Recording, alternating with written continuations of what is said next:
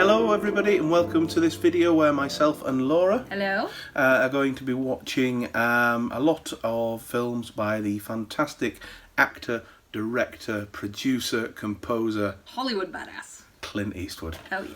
Absolutely. So we're going to be over the next couple of days on this rainy and wet weekend going to be watching films spanning his entire career, both, like I say, in front of camera and behind it, and sometimes even doing both. We've tried to pick a fairly eclectic mix, so while I would say there are possibly some classics that have been omitted, the guy's been in that many classics that we couldn't possibly fit them all in. What we'll generally do, as we do with all of my marathons, be it with Laura or be it myself and my friend Phil, we'll rate each film out of 10 and do a little bit of a review after it. So there's some of these in here that I've not seen for years. I think, actually, do you know what? I won't say which it is because I don't want to give it away sort of ahead of time. But there's one in here that I haven't seen, which I'm looking forward to watching. But we're going to start, this is Friday evening, and we're going to go through to sort of Sunday tea time. And we're going to start this whole sort of thing with two films this evening. We're going to kick off with a film where Clint Eastwood directs the film, but doesn't actually star in it. It's one of his most recent efforts from 2013 or 14, I believe. It's Jersey Boys. And then once we've done that, we'll round off this evening with a film from the 80s, I believe, a great Cold War, a thriller, or at least I think it was, Firefox. I'm excited. I've seen about maybe 5 or 6 Clint Eastwood films, and half of them have been with you, so I'm excited. There's going to be some films in there I've not seen, so I'm looking forward to it. Absolutely. So we'll see you after the Jersey Boys. Yeah, we will. Cheers.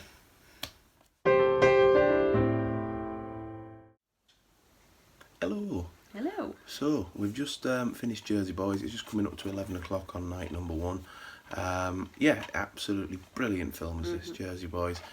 Tells the story of Frankie Valli in the Four Seasons through their sort of formative years as a rock and roll band and vocal harmony group, right up to sort of the departure of the original Four Seasons, of them sort of breaking up and it becoming Frankie Valli and the Four Seasons, where he just sort of has effectively a hired backing band behind him. So it tells the story of that period and then culminates with them reuniting at the Rock Hall in 1990. I'm sure there's actually real footage of that somewhere that exists, but I can't find it.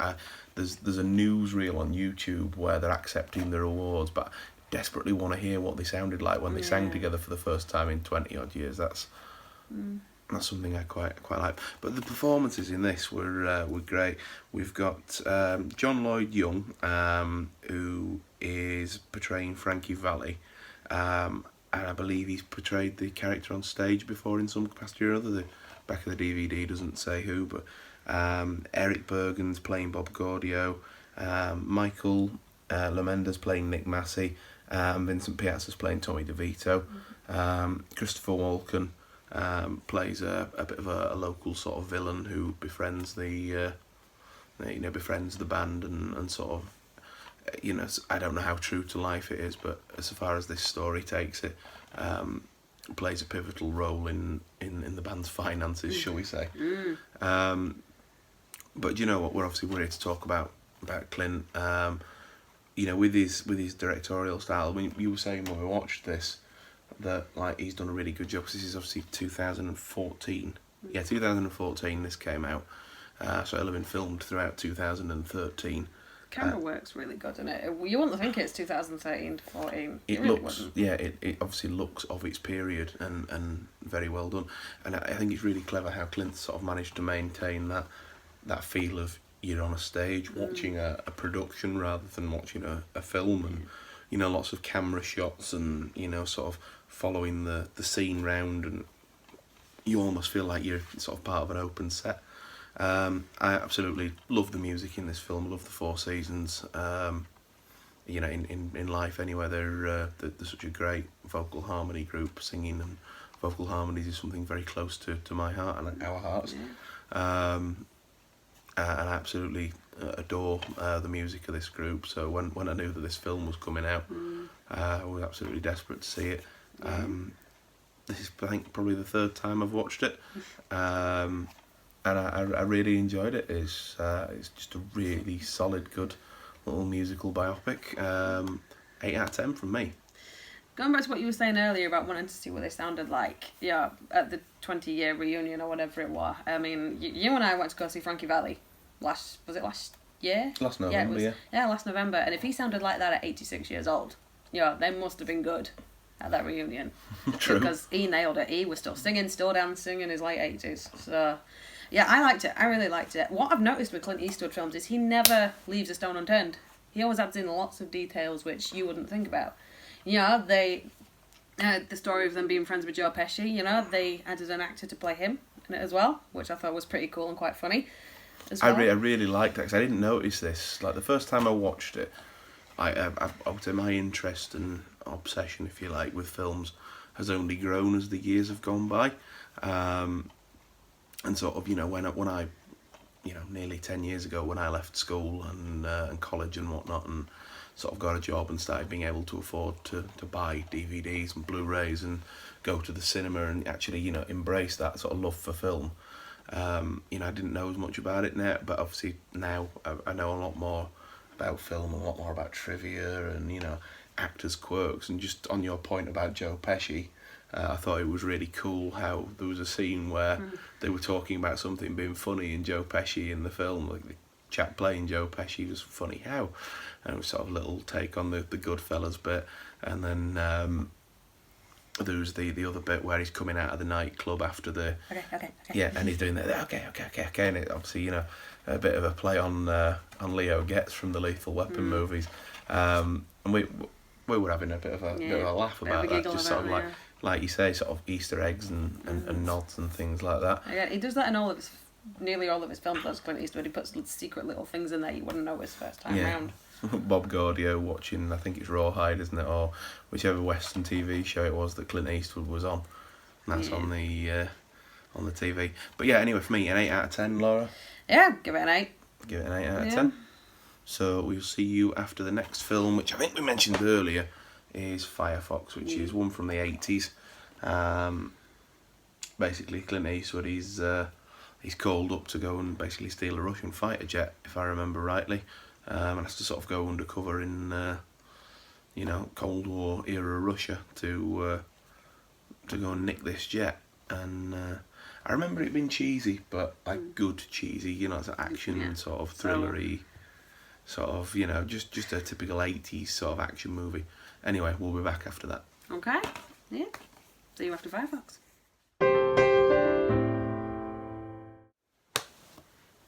Morning all. I'm saying that, it's just coming up to 1 a.m. It was fun. Right, enjoyed Firefox. It's a few years since I've seen it. I can't remember if I mentioned or not in the intro video that we'd done, but I went on, obviously, as I've mentioned, sort of got more and more into films as funds allowed me to, and sort of bought more and more things. And about 4 or 5 years ago, went on a bit of a Clint Eastwood binge. Firefox was one of the ones that I'd heard about and wanted to track down, and it was nigh on impossible to get a copy of it for a reasonable price here in the UK.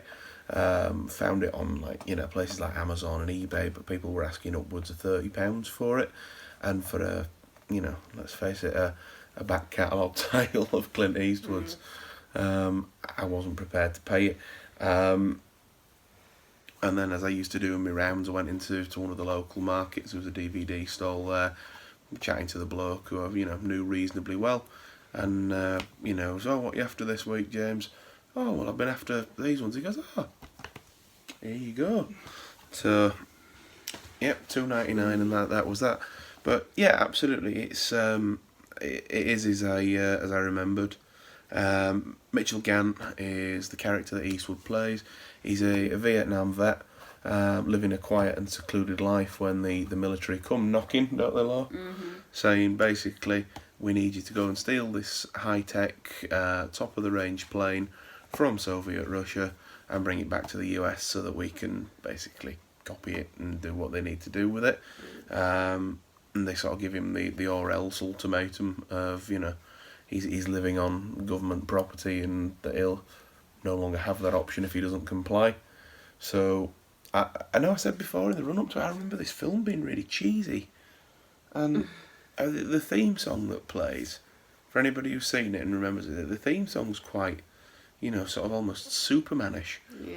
But the film itself wasn't cheesy. It wasn't gritty, but it wasn't. It was a decent little, actually, like sort of, thriller. Bits of espionage, bits of action. Obviously Cold War themed in there. Is it his strongest work? Absolutely not. No. But fun way to pass a couple of hours, absolutely. Do you know what? I think I give this one a 6 out of 10. Yeah, 5.5, 6. It was okay. There was some good bits in it, but like I was just saying, there's a couple of fight scenes in there. You can tell he's really not trying to swing them punches at all. It's more like he's flailing instead of... Very loosely choreographed. But I think that's just the filming style of the 80s. You can watch a lot of films from that. I imagine this will have been, sort of not... it won't have had a massive budget. It won't have been... It's not a B movie, is it? But it won't have had a massive budget. But yeah, we're both absolutely shattered. We've both been on the go since about 6 o'clock. 6 o'clock this morning, so... So I think so, yeah, we're... bedtime. yeah, both feeling it now. Goodness me. Yeah. But yeah, Firefox, right, enjoyed it. Good to rewatch it as part of this little marathon challenge that we're doing. If you've not seen it, I would recommend it. It's a good watch, good way to pass a couple of hours. Firefox. Yeah. We'll see you tomorrow morning with the next film. Morning, everybody. Good morning. Actually, is it afternoon now? What time is it? Technically, it's 11:56. All right, so it's still technically morning. We left when it was morning. We're back when it's morning. We decided when we got up this morning, had a bit of breakfast, that we'd start the day off with Tightrope. Now, do you know what? I said that I'd only actually not seen one film in this marathon before. It's actually two. I've not seen this before. I don't know why I thought I had, but when I popped it on, I soon realised it wasn't one that I'd seen. So in this film, Clint Eastwood is playing Wes Block. He's a detective in New Orleans. He's hunting down a killer that is obviously killing young ladies, a lot of them sort of working in nightclubs, strip clubs, that sort of places. And obviously he's on the case with them. He's a recently divorced guy. He's seen a lot of young ladies as well. It's Clint's character in this, and a lot of the girls that he ends up sort of seeing end up being the next sort of victim for the killer, and it ends up becoming a bit of a cat and mouse thing. He obviously then develops a romance with the film's leading lady as well, and it's just your usual sort of play by numbers sort of cop versus killer film. I enjoyed it. I didn't think there was anything overly sort of special about it. I just thought it was a good little sort of thriller movie. I had no idea it was an erotic thriller. We put the menu on, Making Brews, and obviously there's all the saxophone music and everything going on. It sounds like an old sort of porn movie. We're both joking, saying it sounds a bit racy or whatever, and then 10 minutes in or whatever, and he's ladies. The killer's in a brothel or whatever, and the part last we note on in an hot tub, and it was like it's that type of movie. Yeah. What did you think, Lo? Well, apart from all the naked ladies in it, I did think it was a pretty good detective film. I'm all for a good killer film. There's a detective trying to find a killer, so I thought that was really cool. And he does play a good detective in it. It really does. Clint Eastwood has that certain outlook for certain characters, and one of them's grizzly detective. Yeah, isn't it? grizzly detective. He can do grizzly detective really well. That's definitely. Same signature vein on the forehead and everything.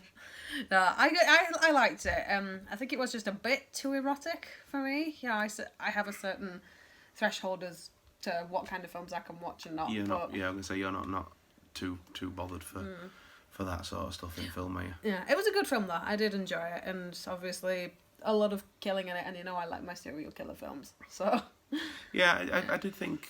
I think if I had one sort of critique about the killer, is I felt like we weren't introduced enough to the character. I know some films it's like it's an out and out, you don't know who the killer is, and they're looking for this sort of faceless guy. But I felt like we had enough of an introduction to this guy that I would have quite liked to have seen a bit more of his backstory. Just not, I'm not talking masses and, you know, sort of start giving the character complex, you know, bits to deal with, but maybe just a little bit more. I'm going to give it a 6 out of 10. Yeah, I agree. 5.5, 6 out of 10. What are you going for then? I'll go 5.5. 5.5 from Laura, 6 from me. We're going to now open the afternoon up with the second film in the marathon that I am ashamed to say I have never seen, which is The Good, the Bad and the Ugly. So we'll see classic. you. Absolutely, we'll see you after that. Take care. Yes, we will.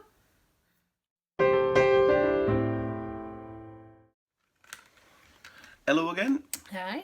So we have just finished the 3-hour Western epic, The Good, the Bad and the Ugly.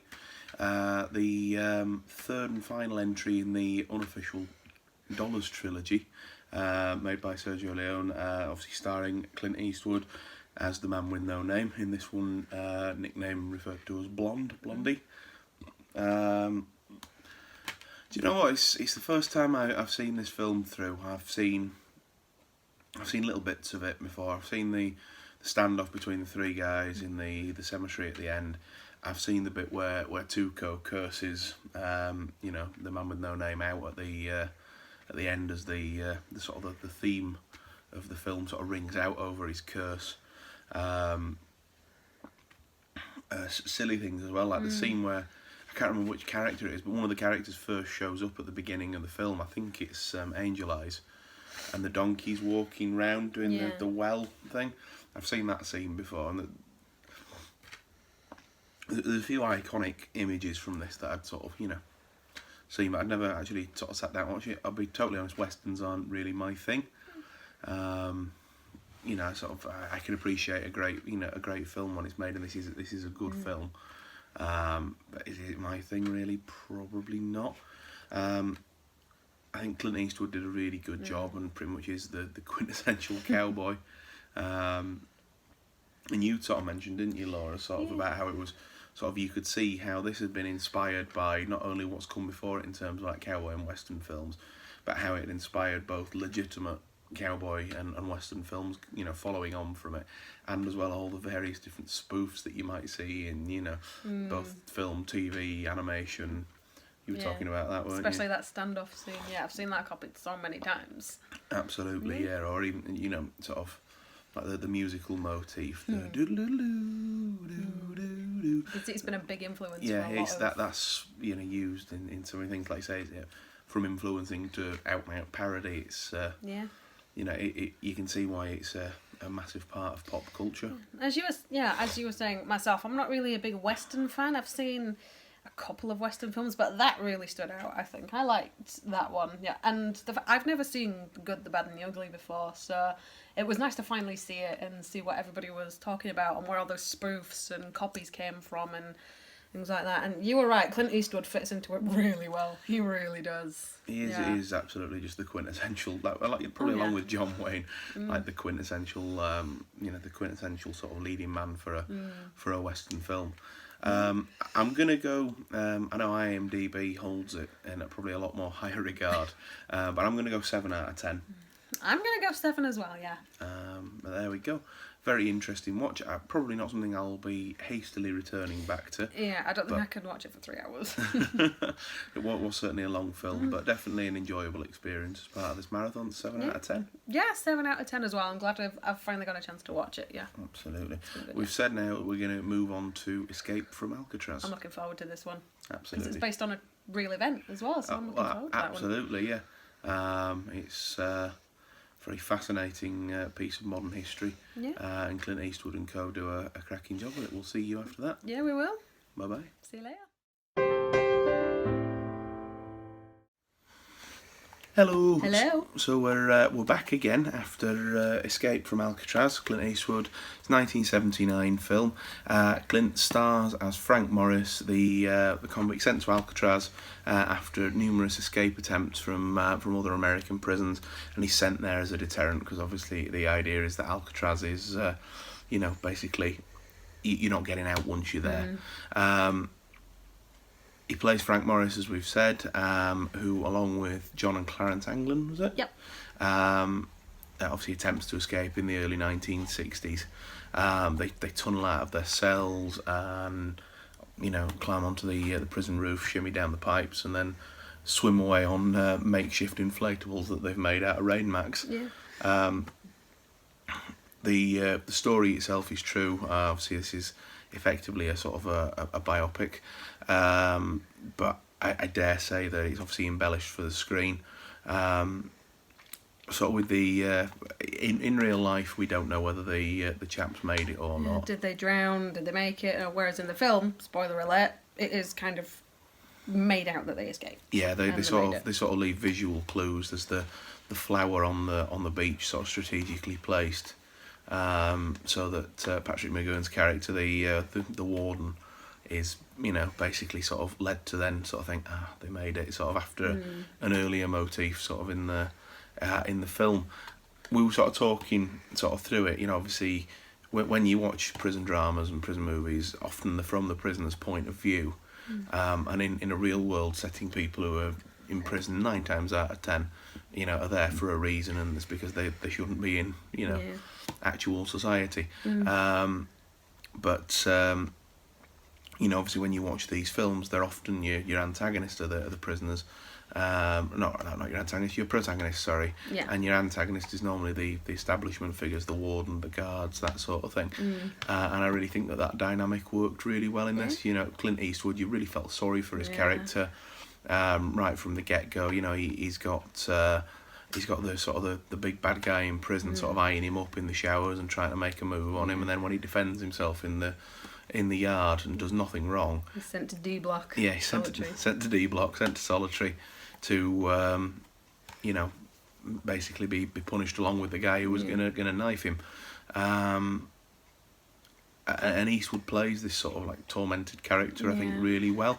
And it's Fred Ward who plays one of the Anglin brothers. I can't for the life of me remember the other chap's name. It's Jack something. I couldn't tell you his surname if I tried. And then obviously there's Larry Hankin, I think, as well, plays Charlie Butts, who I think is a bit of an amalgamation of a few people that would have been in real life Alcatraz. I can't remember the name, but I'm pretty sure that there was a sort of a fourth conspirator in real life that couldn't make it out of the cell, but he wasn't called Charlie. But you felt sorry for his character as well. And I thought the whole thing was sort of written and directed really well. It's not directed by Clint Eastwood, it's by Don Siegel. But the whole thing just works really well. It's a really good story. I'm going to go with this one and give it a 7 out of 10. I thought it was as good as the last film that we watched, The Good, the Bad and the Ugly, for completely different reasons. But I thought it was a good solid film. 7 out of 10 for me. Yeah. I liked the fact that they showed all the preparation that went with it. It wasn't just, we're going to break out, and then it skips straight to when they break out. It shows all the details and all the preparation that went into it, trading things from other prisoners, making the dummies that they used to pose as themselves in the beds and things like that. I thought that was all really good, how they included all of that as well. So for that, I'm going to give it a 7.5 out of 10. Fair enough.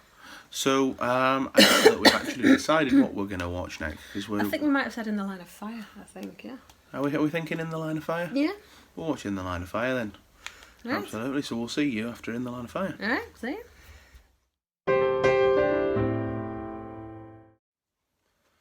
Hey up folks, we're back. Yeah, we are. We are indeed. We have just finished watching In the Line of Fire. Clint Eastwood plays Frank Horrigan, Secret Service agent, who was back in the 60s on the Kennedy detail the day that Kennedy was fatally shot. It doesn't really play much into the story of this film other than that it's Clint Eastwood against an assassin that's obviously planning on assassinating the president that's in power in the early 90s sort of thing. And it sort of links back to, sort of Clint Eastwood talking about those sort of days and sort of, what call will he make this time, that sort of thing. And it's a game of cat and mouse between John Malkovich, who plays the CIA-trained killer. I can't remember, did they call him Leary? Is that his real name? So he was going by Jim Carney, wasn't he? But I think it was Leary. Yeah, so we'll call him Leary. And if he's not, somewhere along the bottom here, you'll see a title with the guy's real name. Yeah. But anyway, John Malkovich playing Leary.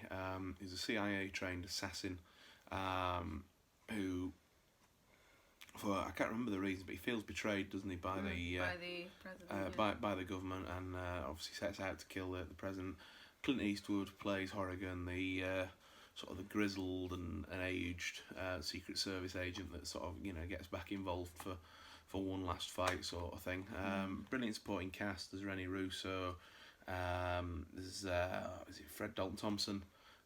He's in it, and there's a whole host of sort of, as my mate Phil would say, that guy actors from the 1990s and late 80s sort of action movies. It's directed by Wolfgang Peterson. Really, just a really great upbeat sort of action thriller, like I say, political overtones in it. Just a good way to spend a couple of hours, to be fair. I had a really good time with this film. There isn't really much that you can say about it. John Malkovich, you thought he was great, didn't you? Yeah, plays a very convincing psychopath. Absolutely, he does, doesn't he? I think, it's just that thing with John Malkovich, though. He's got that thing where he can just sort of look you dead in the face with no emotion. He just has that face. There's a scene in it where two hunters are asking him what kind of gun he's got. It's a homemade plastic thing, but it's got a lot of firepower to it. And he just looks up at them with a blank face and goes, "I'm going to kill the president." And it's like the dawning moment when the two chaps realise that, oh God, he's actually going to do this. And the bit where he's in the bank as well with the lass and he's opening the checking account, and he just sort of smiles at her and says, I really haven't got time for this sort of thing. And the way that he sort of has that interaction. And then when he sort of tries turning up at her house awkward and sort of, under the pretenses of flirting and asking her out on a date and then kills him. Oh, sinister. But absolutely, like I say, brilliant film. Yeah. I really liked the cat and mouse sort of aspect of it, the ringing him up and the taunting him down the phone and the disguises. The disguises were really good. The fact that he went to that much detail, like even getting like nose casts and everything, and the fact that somebody can go into that much detail is really good. I think it's really good. Absolutely, yeah. It was a really great film. I think I'd already mentioned it. So it's a Wolfgang Peterson pick. It's obviously he's a quality director. Has made very good. Very good action films as well as this, and I don't really think there's much more to say than that. Clint Eastwood really fits the part of a Secret Service agent who's been in the job for years, I think. I think he does, but I think, to be fair, once you get to sort of like late 80s Clint Eastwood, and up until about sort of Bloodwork was 2002, 2003, then he sort of was too old for it. That was basically every role that he played, wasn't it? Was just coming back out of retirement one more time, sort of grizzled. One more time, 3 times over. Yeah, sort of thing. Yeah, but no, really, really good. Eastwood's in his element. Malkovich is a great villain. Supporting cast: Rennie Russo, Fred Dalton Thompson rather. Should know that, it's my own name. Just brilliant. Great fun to watch. Sorry, I'm gonna go and be a little bit different. I'm gonna say 6.5 out of 10, 6.5 out of 10. I'm gonna give it a 7. Well, there we go. Yeah. Well, I think we've said that we're going to move on now to Dirty Harry. Yeah. I've not seen this, so this will be interesting. There you go. Yeah. Absolutely. It's brilliant, is Dirty Harry. The whole series is, to be fair. He's not a nice bloke, isn't Dirty Harry, but he gets the job done. Okay. You'll see what I mean very soon. But we'll see you after Dirty Harry. Yeah, we will. Yeah. Hey up, so we're back again, and this time we've just finished watching Dirty Harry. So it's another film by Don Siegel that Clint Eastwood's star in. I can't remember which of the ones we watched before that Don Siegel had done, but I made a point of mentioning it. I'm gonna put a title down here. Can you remember? Might have been Tightrope. No, not Tightrope. It would have been Alcatraz, possibly. Probably it was either Alcatraz or no, it might have been Tightrope. Anyway, we're getting massively off topic there. So, Dirty Harry is the first, obviously, film in the Dirty Harry franchise. That obviously spanned the 70s and the 80s. It's a great film. It's a bit of a reflection on San Francisco in the late 60s and early 70s in relation to the Zodiac Killer. Obviously, the killer in this is the Scorpio Killer. He, writes letters to the San Francisco Chronicle and, explaining, who he's killed or who he's going to kill. And ultimately, ends up having a bit of a showdown with Harry in a mining works. I think I can't imagine, but I suppose at the time that this was released and filmed, it must have been quite a brave thing to do at the time to make a film, not parodying, but it's almost self-referential of something that was going on in the city at the time. But I thought it was a really good film. The cast are all brilliant. Sandy Robinson is the name of the actor who plays he's credited as killer in the credits, isn't he? But the Scorpio Killer. And he's absolutely fantastic. You just get a real sense of a very unbalanced and very, sort of very damaged person. Yeah. And, he plays psychopath fantastically. And then you've got, obviously, Clint Eastwood playing Harry Callahan. They say in the film he's the dirty. He's called Dirty Harry because he always gets given the dirty jobs to do. The cop who doesn't play by the rules. Absolutely, I think that's a great way to sum him up. Is that's why he gets the nickname, isn't he? He doesn't play by the rules. He's not a bent cop or a, on the take or anything like that. He's not dirty like that. But he just he plays dirty. It's just him. It's just Eastwood at his absolute best for me. Is this film. And films like it, just the quintessential sort of action thing, I know we talked before about Good, Bad and the Ugly being like his quintessential sort of like, Western sort of thing, but for me, Clint Eastwood's always been about like sort of the action films of the 70s and 80s, and this is just the best of the best. Oh, yeah. Definitely. I'm going 8 out of 10 for this. I am going to say a 7, purely because, well, again, it was good and... I do like cop films, and it was really good, and I do like the way that, again, they've taken inspiration from the Zodiac Killer, definitely. I'm going to go 7, because again, Clint Eastwood at his best. Very definitely. Good. So we've decided that we're going to finish off day 2 with a film from the late 90s where, if I'm remembering rightly, Mr. Eastwood plays a cat burglar who ends up getting involved in a political scandal, and that is at 1997's Absolute Power. So we'll see you after that. Yes, we will.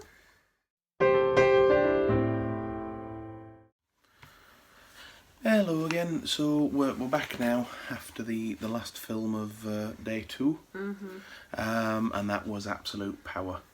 It's a great film. So Clint Eastwood, he stars as Luther Whitney, a master jewel thief who has been relatively quiet, I think, since as the plot says, since he got out of prison, or at least he hasn't been caught since he got out of prison.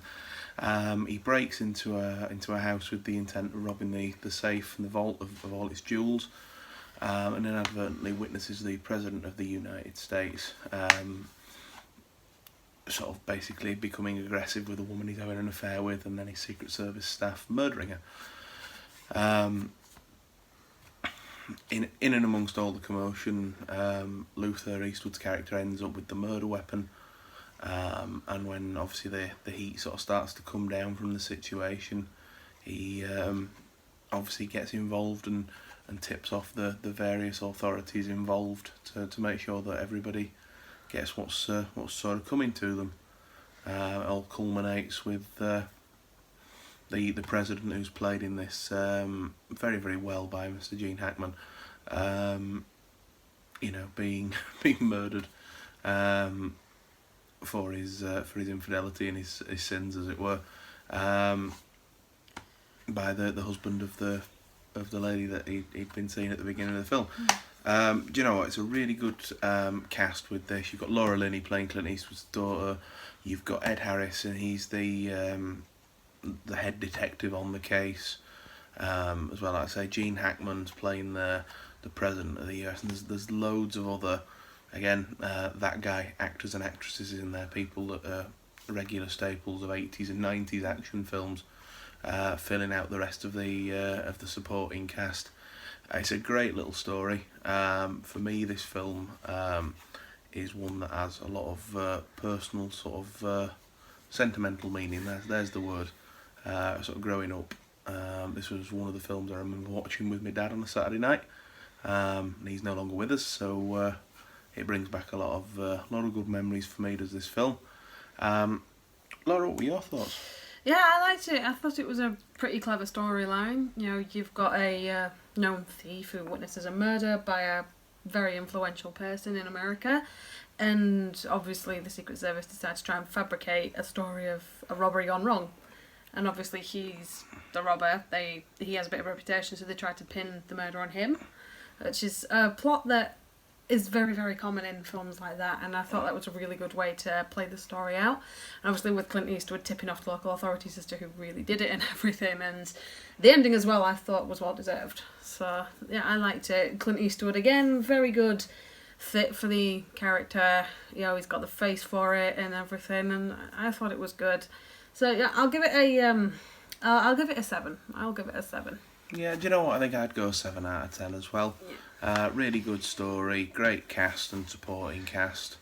Obviously Eastwood stars and directs, and a really good film.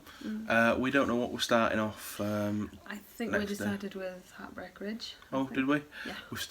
We've decided. You've heard it here first, folks. We've decided we're starting off tomorrow with Heartbreak Ridge. So we'll see you after that. Yeah, we will. So, morning everybody. Good morning. We are back now, aren't we, Laura? Yeah, we are. So we've just watched the first film of our final day of this marathon, which is Heartbreak Ridge, starring obviously none other than Clint Eastwood as Gunnery Sergeant Tom Highway. He's obviously a veteran, Medal of Honor recipient. You know, served in the Vietnam War and other fights and wars as well.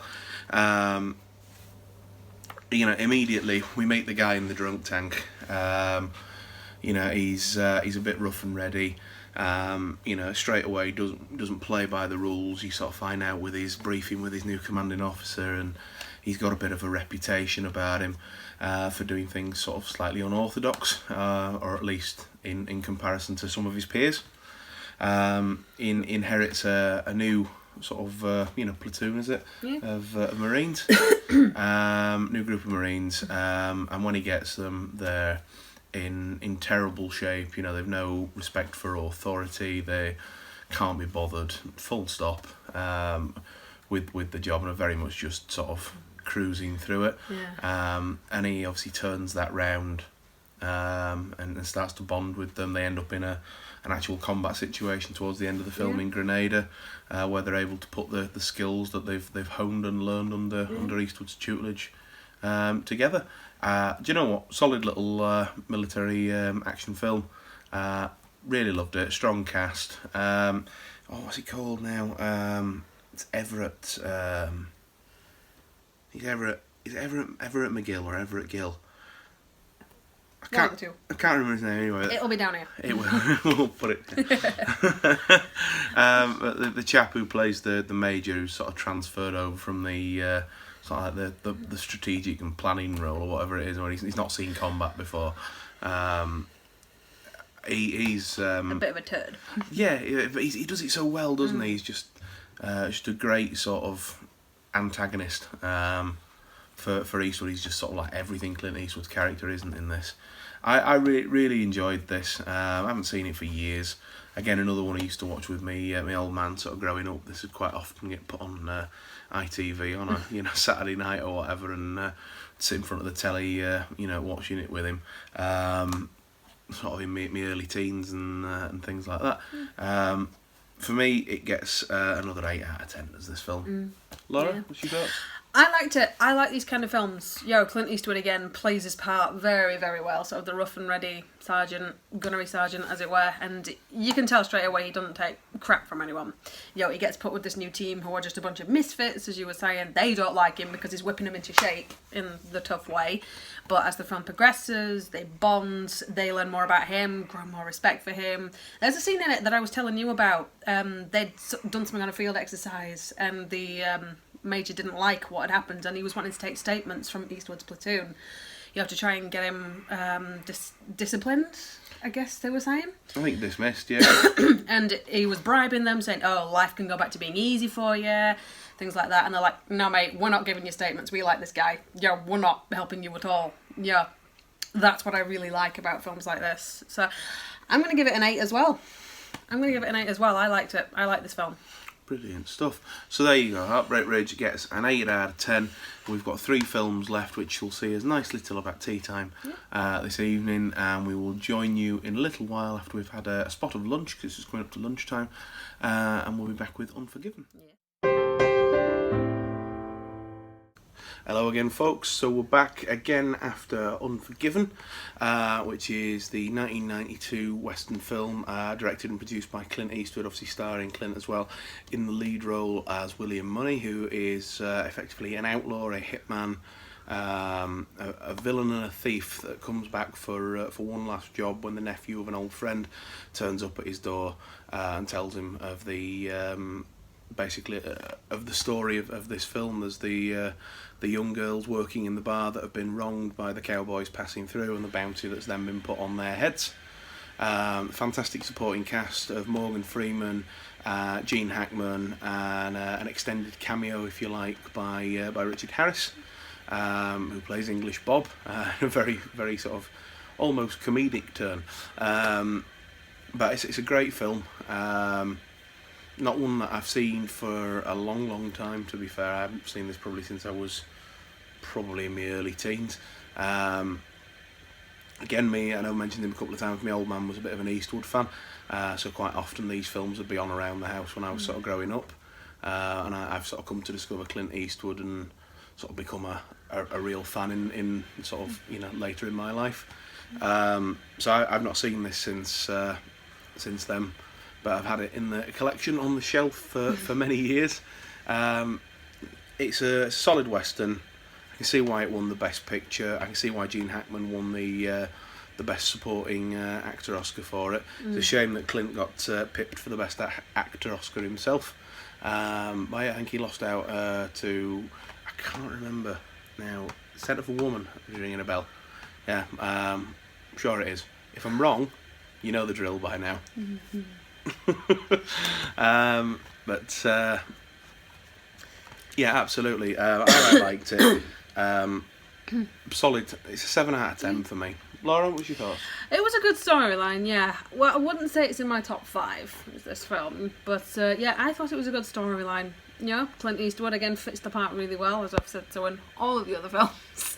I thought it worked really well. Him and Morgan Freeman go really good together. The pace went at a good...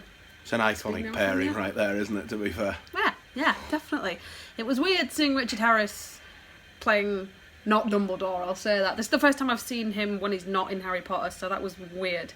But no, I thought it was a good storyline. Gene Hackman did really well as the antagonist of the film, I guess you could call him that.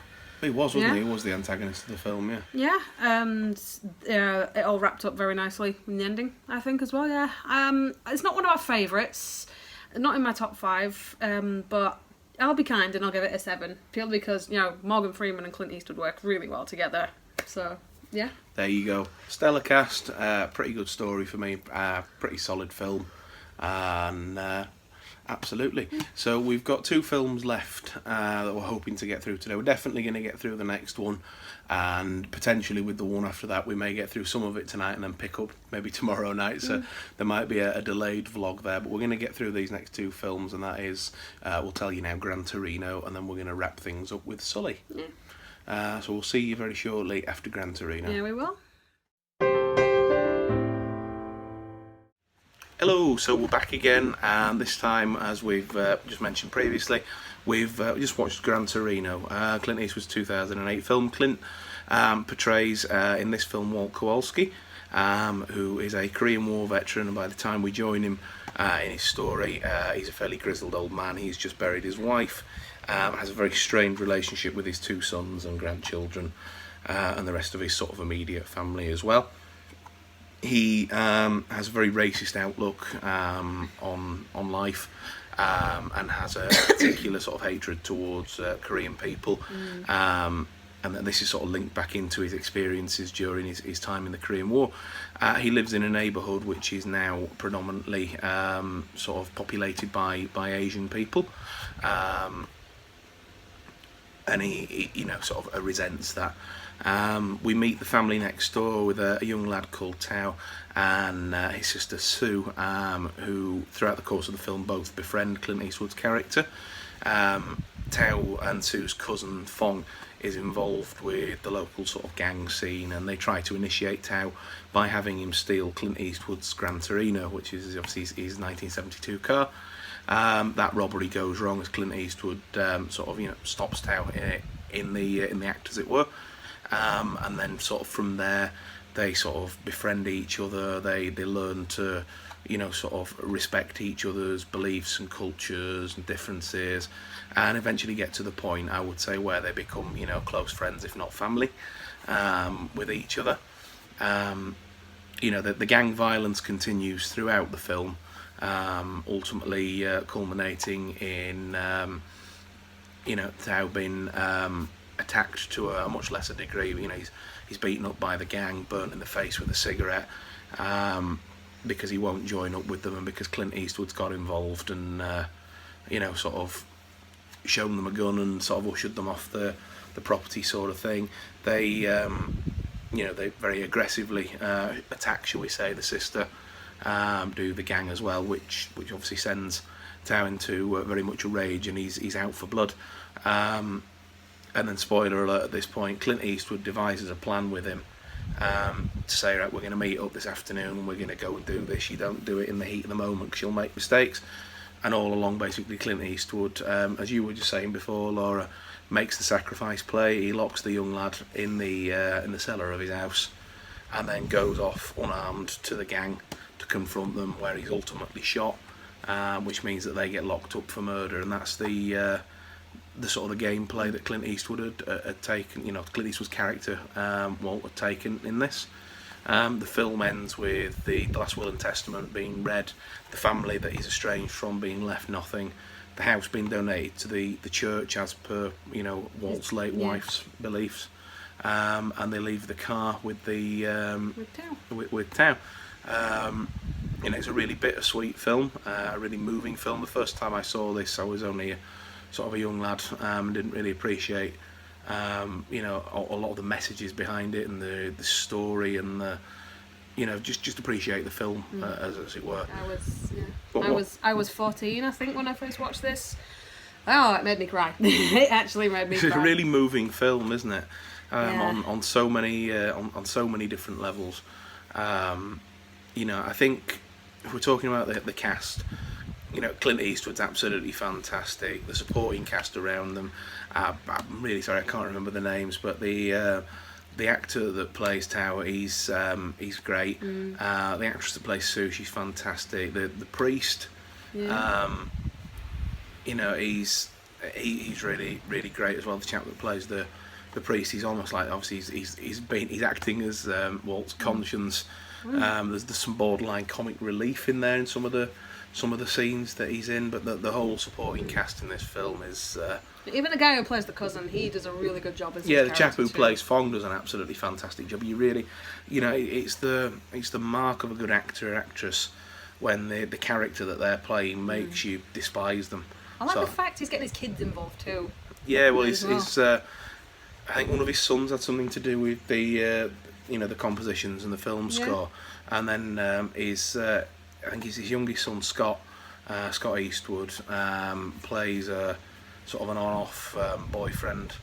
Not an on-off boyfriend, but a brief boyfriend of Sue, who gets involved in one of the exchanges that Clint Eastwood has with not the main gang in the film, but a gang in the film, and quite a comedic thing. going off on a complete side tangent here, 'cause we talked about Dirty Harry obviously earlier when we watched that. I might be in a complete minority here, but I would love to see a Dirty Harry prequel starring Scott Eastwood as a young Harry Callahan, directed by Clint Eastwood. That would be interesting. I would set in the 60s, really gritty and almost sort of what made him dirty. But that's getting completely off topic. I loved this film. I found it to be really moving. Laura, have you got anything else to add? Yeah, I'm going to give this film an 8 because the one thing Clint Eastwood does when he's directing a movie is make it either something with a really serious message or something that's actually happened. I love the take he gives on this film. You know, the message it gives, the darkness, the dark feel, and all of the evil that's going on in it. And the fact that he does what he does in the end. I really like it. It's a very strong film. Excuse me. So I'm giving it an 8. Yeah, absolutely. It's a story of redemption, isn't it? You know, he's, like I mentioned earlier, he's a very grizzled character at the start of the film, and he does go on that journey, and you're absolutely right. I think maybe not all of his films, but certainly in a lot of his later films, Clint Eastwood certainly tries to send characters on that sort of... you know, a real arc, a real journey, and with this, Walt starts off at the beginning of the film, doesn't he? He's a grizzled old man. He's got, you know, scars in his past. Yeah, scars in his past. A very racist outlook on life in general. And then, sort of by the end of the film, you know, he's appreciative of other people's cultures, and you know, he's probably bettered himself as a human, and ultimately, like I say, makes that sacrifice for the betterment of his. Yeah. You know, his friends that are ultimately, you know, like I say, I get the impression that they're like family to him by the end. It's a really sweet, you know, bittersweet actually moment, and something that really sort of actually resonated with me. I'm going to go 7.5 out of 10, and I'm going 8. You're going 8, yeah? Yeah. And we're now going to move on to the last film of this this marathon challenge. Why are you talking? Have you enjoyed it? I have enjoyed it, but I'm sad it's over. No. Well, don't worry, because you know we've watched 12 films here. I think Clint Eastwood's been in about 100, so there can be part 2, 3, 4, 5, 6. Yeah, definitely. You know, and long may he continue as long as he's fitting well enough to keep, you know, making films, starring in films.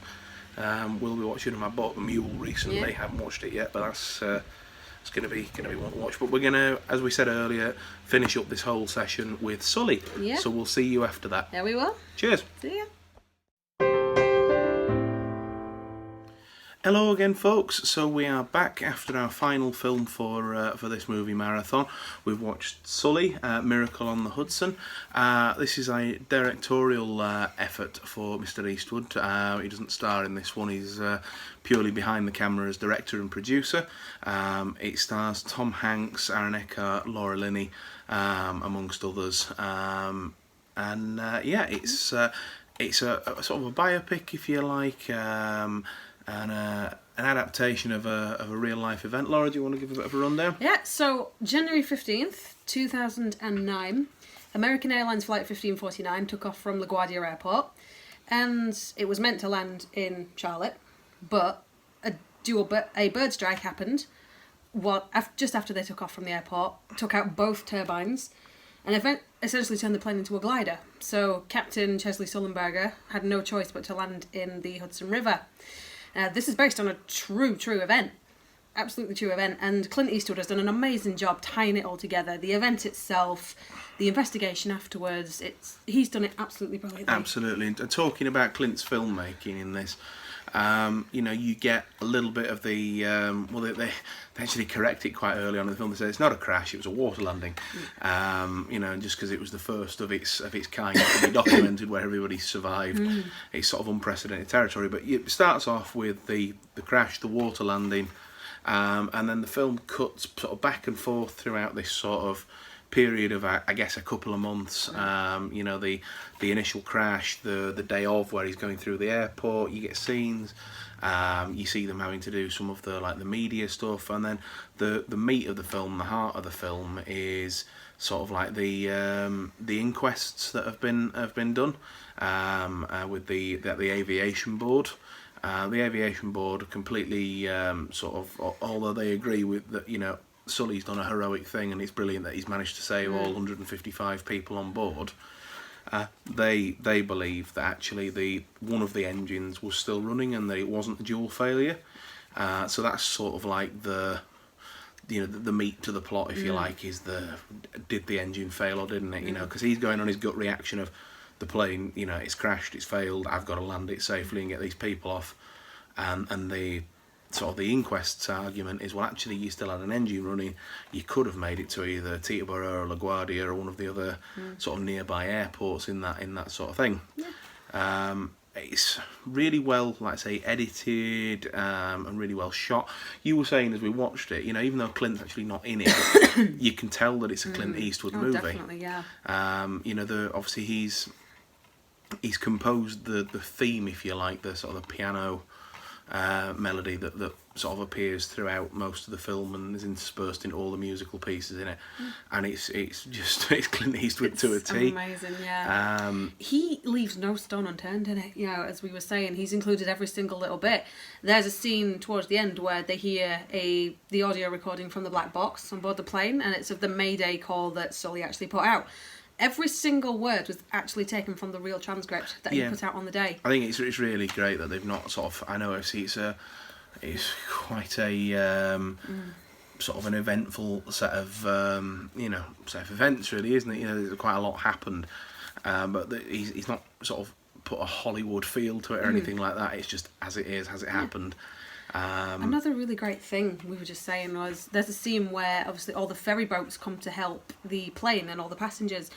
The people on board those ferry boats, they are not actors. They were really there on the day. They've all come back to... I think that's something Clint Eastwood's done before. I'm sure, I could be wrong, but I'm sure that one of his other recent efforts, he'd used people as actors that were involved in the real thing. But it's really great, isn't it, to be able to sort of go to them and say, look, we're making a movie. You know, you played a small, well, not small because it was a massive part, but you know, small in the overall story of the film, but a very integral part of what's gone on. Yeah. You know, and then obviously asking them all to come back and sort of do their part again. Yeah, do their part. I was going to say reprise their roles, but they're not reprising roles, are they? No. Yeah. They're doing their part again. They want to show what it is they did on the day. As there's a little bit of text that comes on at the end that says the best of New York came out that day to help the people on that flight. It took them 24 minutes to respond to and resolve that situation once the plane had landed. Do you know what? Absolutely phenomenal film. It's getting an 8 from me. It's getting a 9 from me. Well, there you go. High praise indeed, but it is one of your favourites, isn't it? And this is, I think, what turned you on to Clint Eastwood in the first place, isn't it? And just a tiny little add-on. I know, Clint Eastwood, you're never going to watch this, but I will say very clever self-advertising there, because I don't know whether a lot of people spotted that, but there was a small ad for Gran Torino hidden in one corner of one shot. He does that all the time. Did you not see in Jersey Boys where the chap playing Bob Gaudio, he won't go in the party, will he? And there's... he's in the room watching the TV, and it's not Rawhide or something like that. I know, it's just that's the first I noticed of it, and it entertained me thoroughly because the event itself happened around the same time the film came out, so it is very clever as well. It's quite funny that we watched Gran Torino followed by this as well, actually, isn't it? Yeah. But yeah, so a 9 from Laura. It's got an 8 from me. Thank you very much. If you're still with us at this point in the video, we hope you've enjoyed our ramblings in this little vlog. As I made a joke before, I don't know when it'll be, but obviously there's tens of Clint Eastwood films, and he's still active at time of recording, making films. The Mule's just come out. He's got other things in active development as well. He ain't giving up anytime soon, as Clint Eastwood. Absolutely not, and long may he continue. But there might well be a part 2 to this at some point where we take a look at another Hollywood badass. Yeah, another. No, he is the Hollywood badass. Where we take another look at some more of his films, be it behind the camera or starring roles as well. But thanks very much for watching. We hope you've enjoyed watching this as much as we've enjoyed filming it for you. Yeah. And we'll see you in the next one. We will see you.